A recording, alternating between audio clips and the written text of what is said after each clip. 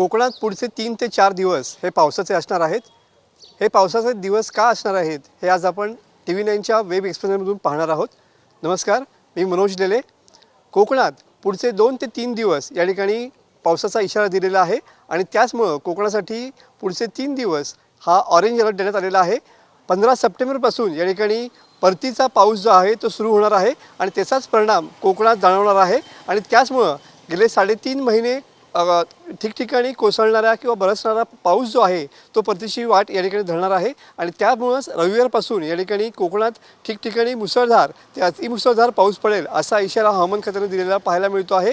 गेले 3 महिने समाधानकारक पाऊस झालेला आहे, त्यामुळे जिल्ह्यातली सगळी धरणं ही तुडुंब भरलेली आहेत.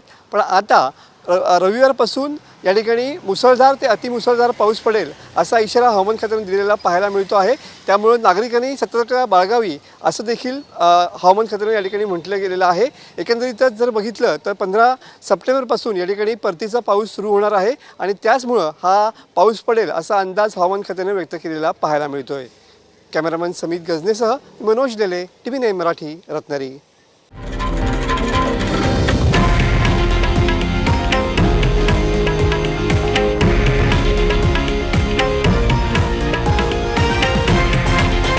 हे आहे देशातील नंबर 1 न्यूज नेटवर्क आणि आपण पाहत आहात TV9 मराठी, एकमेव.